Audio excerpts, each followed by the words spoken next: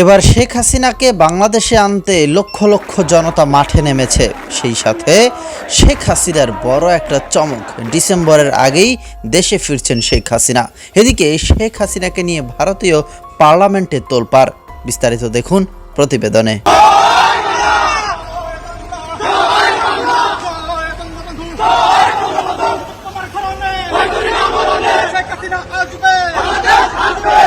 এবার বাংলাদেশের প্রসঙ্গ উঠল ভারতের পার্লামেন্টে। গুলো বলছে বাংলাদেশ নিয়ে প্রধানমন্ত্রী নরেন্দ্র মোদীর সাথে বৈঠক করেছেন পররাষ্ট্রমন্ত্রী এস জয়শঙ্কর।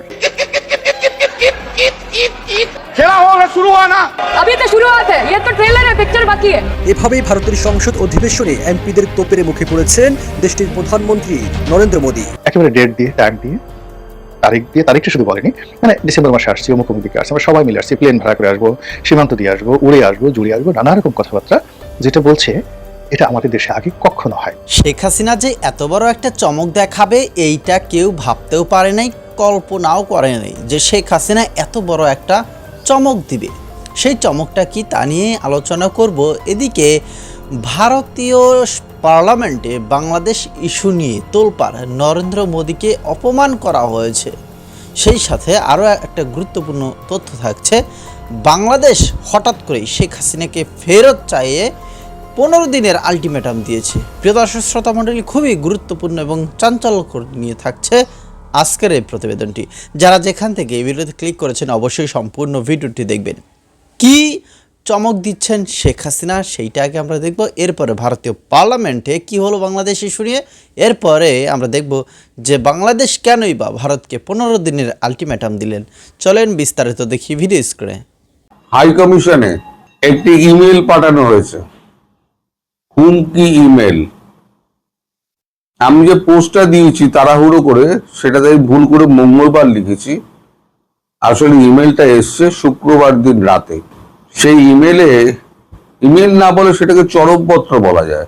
তাতে বলা হয়েছে 15 দিনের মধ্যে স্বৈরাচার সঙ্গী দেশ তাদেরকে বাংলার ভূমি ছাড়তে হবে, মানে বাংলাদেশের ভূমি ছাড়তে হবে, না ছাড়লে তার ফল ভোগ করতে হবে। তারপরে তো শনিবার গিয়েছে, রবিবার গিয়েছে, আজকে দীনেশ ত্রিবেদী আমাদের বাংলাদেশের বিদেশ মন্ত্রণালয়ে গিয়ে এই খবরটি জানিয়ে এসছেন এবং ভারত সরকারকে তো আগেই জানানো হয়েছে, শুক্রবার দিনই জানানো হয়েছে। এখন এই প্রথম মানে ইমেলে একটা এরকম ধমক দেওয়া হলো, হাতে সময় মাত্র 15 দিন। তারপরে কি করা হবে সেগুলো বলা হয়নি, শুধু বলা হয়েছে ভালো হবে না, এই 15 দিনের মধ্যে আপনারা তল্পিতল্পা গুটিয়ে চলে যান। এখন ভারতের কাছে খবর আসার পর আপনারা জানেন আজকে রাশিয়া পৌঁছেছেন আমাদের বিদেশ মন্ত্রী ডক্টর জয়শঙ্কর। গতকাল রাতে এই নিয়ে একটা বৈঠক হয়েছে। বৈঠকের মানে জিস্ট যেটুকু আমি জানতে পেরেছি সেটা হচ্ছে যে কূটনৈতিক সম্পর্ক আপাতত ছিন্ন করার কথা ভাবছে ভারতবর্ষ। রাষ্ট্রদূতকে ওখান থেকে তুলে আনা হবে এবং আমি যেটা আগের দিন বলেছিলাম, মানে প্রিকশন হিসেবে, যে ভারত যাতে তার কর্মচারীদের ওখান থেকে দ্রুত ফিরিয়ে আনে, কারণ তাদের পরিবার কিন্তু আতঙ্কে ভুগছে। এখন এই ইমেলটি প্রকাশ হয়ে পড়েছে, মানে বিদেশ মন্ত্রক মারফত প্রকাশ হয়ে পড়েছে, বিদেশ মন্ত্রকের মধ্যেই ঘোরাফেরা করছে। এখন শুক্রবার দিন হয়েছে, আমি খবর পেয়েছি আজকে সোমবার, এর মধ্যে ঘটনা অনেক দূরে হয়তো এগিয়ে গেছে, আমি তা জানতে পারিনি, এখনো জানতে পারিনি। তো এই ইমেলটি করা হয়েছে চট্টগ্রামের একটি, আমরা সাইবার কাফে বলতে পারেন, সাইবার স্টেশন বলতে পারেন, সেখান থেকে। এটা কিন্তু বাংলাদেশের পুলিশ বলেনি, আমাদের ওই ইমেলের আইডি দিয়ে এটাকে বার করেছে, চট্টগ্রামের একটি সাইবার কাফে থেকে এই ইমেলটি করা হয়েছে। এবং সম্ভবত ইমেলের সমস্ত ফ্যাক্টস গুলো সব একই ইমেল, বিভিন্ন জায়গায় পাঠানো হয়েছে, বিভিন্ন মানে আমরা যে সমস্ত রাষ্ট্রদূত রয়েছে তাদের কাছে পাঠানো হয়েছে।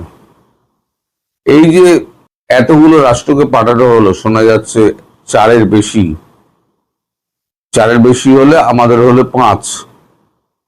আপাতত শোনা যাচ্ছিল পাকিস্তান, তুর্কি, জাপান এবং চীন, 4টে দেশকে পাঠানো হয়েছিল।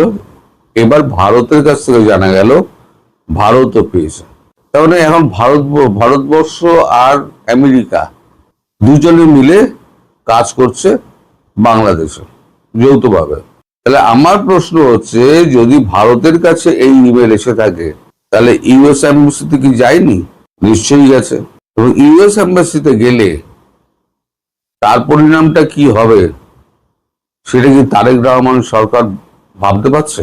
ভারতবর্ষ নয় কূটনৈতিক সম্পর্ক ছিন্ন করে ফেললো এবং খাদ্য সামগ্রী, ডিজেল ফিজেল যা যা আছে সব বন্ধ করে দিল। ধরুন আগামী পরশুদিন থেকে আজকে থেকে সব বন্ধ, আপনারা কিছু পাবেন না। এই ইমেলের পর আপনারা কিছু পাবেন না। ফাঁকা পেটে না সন্ত্রাসবাদের বুলি ওই জানলা গুলে হাওয়া হয়ে যাবে যখন 2 মাস ফাঁকা পেটে থাকবে। আমি বারবার বলেছি যে আমার মায়া হয় এই সাধারণ মানুষের জন্য। তো আজকে বিএনপি যে কোন গাড্ডায় পড়ে আছে, জামাতকে সঙ্গে নিয়ে বিএনপি নিজেও বুঝতে পারছে না, ঘর শত্রু বিভীষণ হয়ে রয়েছে। এই জামাত কিন্তু পাকিস্তানের হাত ধরে এই সমস্ত কিছু কাণ্ড কারখানা করছে। গতকালকে আমি বলেছিলাম আপনাদের, পাকিস্তানের ইউএস এম্বাসিতে এরকম ঝামেলা করেছিল, ওরা কানাডিয়ান এম্বাসিতে করেছিল, পাকিস্তানের মধ্যে কানাডিয়ান এম্বাসিতে করেছিল। ঠিক একই ধাঁচে বাংলাদেশেও হচ্ছে। তারা অবধি কেউ আসতে চায়নি, কিন্তু একমাত্র শেখ হাসিনা এবং আওয়ামী লীগের লোকজন প্রতিদিন তারা বলছে আজ আসবো, কাল আসবো, আসছি। ফাঁসির মঞ্চ রেডি করে, অর্থাৎ আপনি ভয় দেখাচ্ছেন তোমাকে আসলে গ্রেপ্তার করব, তোমাকে আসলে ফাঁসিতে চড়াবো, তোমাকে জেলখানায় ভরবো, তোমাকে আসলে গণপিটুনি দিয়ে মেরে ফেলবো। তারা বলছে যে হোয়াট এভার মেবি, একেবারে ডেট দিয়ে, টাইম দিয়ে, তারিখ দিয়ে। তারিখটা শুধু বলেনি, মানে ডিসেম্বর মাসে আসছি, অমুক অমুক দিকে আসছি, আমরা সবাই মিলে আসছি, প্লেন ভাড়া করে আসবো, সীমান্ত দিয়ে আসবো, উড়ে আসবো, জুড়ে আসবো, নানা রকম কথাবার্তা, যেটা বলছে এটা আমাদের দেশে আগে কখনো হয়নি। আমাদের দেশে যারা পালিয়ে গেছে, যাদেরকে দেশ থেকে বহিষ্কার করা হয়েছে, যারা পরাজিত হয়েছে বিভিন্ন কারণে, আমাদের দেশে যেটাকে এক্সাইল বলা হয়, যেটাকে ফ্লিড অ্যাওয়ে বলা হয়, এক্সাইল অ্যান্ড ফ্লিড অ্যাওয়ে। তো এটার তো একটা ইতিহাস আছে। এখানে বাংলাদেশ থেকে বিএনপি জমানাতে আওয়ামী লীগের লোকজন গেছে, আওয়ামী লীগের জমানাতে বিএনপির লোকজন গেছে। যেমন এখন ধরেন শামীম ওসমান, শামীম ওসমান তো আগের জমানাতে ভারতে ছিলেন, বিএনপি জমানাতে, কিন্তু সেখান থেকে তো তিনি জীবনে কোনোদিন হুমকি দেন নাই যে আমি আসছি, I am coming. Sheikh Hasina এখন ভারতে আছেন, তিনি তো এর আগেও ভারতে ছিলেন। তো ভারত থেকে তিনি কখনো হুমকি দেননি যে আমি আসছি, বরং বাংলাদেশের সরকার, জিয়াউর রহমান সাহেব, বিরোধী দল, আওয়ামী লীগ, অন্যান্য যারা সবাই, তারা একটা রাজনীতি ভারসাম্য তৈরি করার জন্য বলতে গেলে তাকে তোয়াজ করে, তদবির করে, রাজকীয় সংবর্ধনা দিয়ে তাকে আনা হয়েছে বাংলাদেশে 1981 সনে। এবং শেখ হাসিনা যেদিন 1981 সনে এসেছিলেন, মুষলধারে বৃষ্টি, সেই বৃষ্টির মধ্যে বাংলাদেশে আজ পর্যন্ত কোনো নেতাকে বরণ করার জন্য এয়ারপোর্টে এত লোক আসেনি। ইভেন এখন 18 কোটি মানুষের দেশ, যদি আপনি তারেক রহমান সাহেবের আগমনকে আপনি ধরেন, এই 2025 সনে তার আগমন, তার চাইতেও ওই যে শেখ হাসিনা এসেছিলেন 1981 সনে, ওটার উপস্থিতি, আবেগ, পরিবেশ, পরিস্থিতি অন্যরকম ছিল। শেখ হাসিনার কান্না, দেশে ঢুকে কান্না, প্রত্যেকটা মানুষকে আবেগতাড়িত করেছিল। তারেক রহমান সাহেব এসছেন, বাট তার কোনো কান্না, তার কোনো কথা আমাদেরকে অশ্রু সজল করেনি।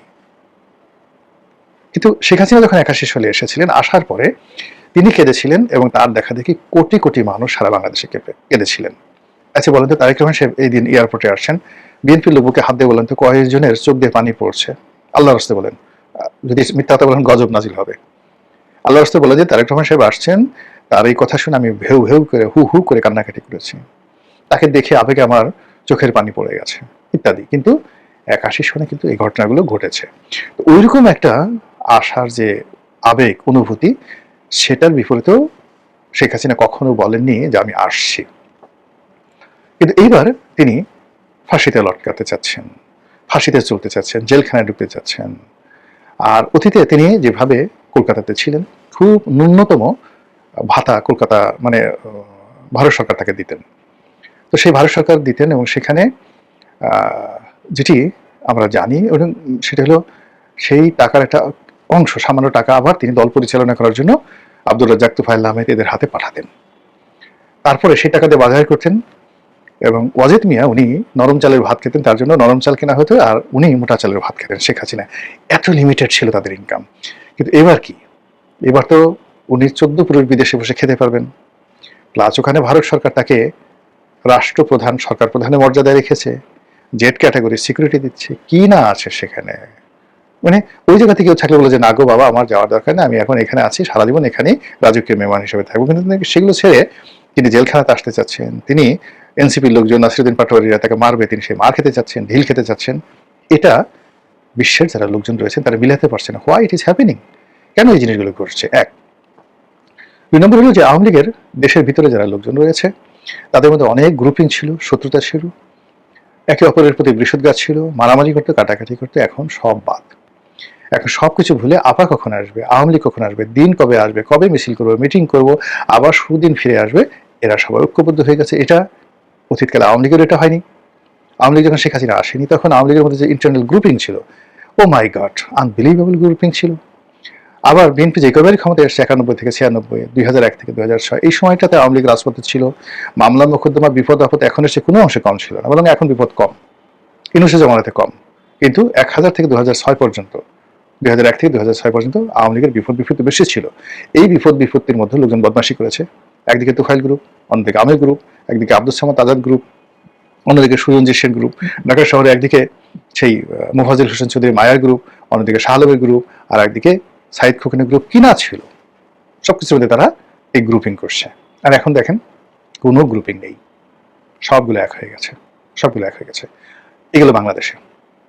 এখন কলকাতাতে বলেন, দিল্লিতে, আমেরিকাতে, নিউ ইয়র্কে, জ্যাকসন হাইটসে, ওয়াশিংটনে, ফ্লোরিডাতে, তারপর মিশিগানে, লন্ডনে, লিভারপুলে, জার্মানিতে, প্যারিসে আওয়ামী লীগের মধ্যে যে 33টা গ্রুপ বিভিন্ন রকম ছিল, তারা নিজেরা শ্রোতা মণ্ডলী যারা যেখান থেকে ভিডিওটি দেখেছেন এবং দেখছেন এখনও, লিখবেন আপনাদের মন্তব্যগুলো। শেখ হাসিনাকে ফেরত চেয়ে বাংলাদেশ 15 দিনের আলটিমেটাম দিয়েছে। সেই সাথে তারেক রহমানের যে সফর ছিল সেই সফর কিন্তু এখন পর্যন্ত স্থগিত করা হয়েছে, কারণ তারা বলছে শেখ হাসিনাকে ফেরত না দিলে তারেক রহমান তিনি যাবেন না। এদিকে শেখ হাসিনা নাছরবান্দা, তিনি বলছেন আমি আসব, এবং তিনি যে চমক দিচ্ছেন ডিসেম্বরে আসার কথা, ডিসেম্বরের আগেই তিনি হয়তো বাংলাদেশে আসতে যাচ্ছেন। যাই হোক, এই সকল বিষয় নিয়ে ভারতীয় পার্লামেন্টে কিন্তু তোলপাড় হয়ে গেছে। তো লিখবেন আপনাদের মন্তব্যগুলি এবং ভিডিওটি ভালো লাগলে শেয়ার করবেন। ধন্যবাদ সকলকে, দেখা হচ্ছে অবশ্যই পরবর্তী নতুন ভিডিওতে।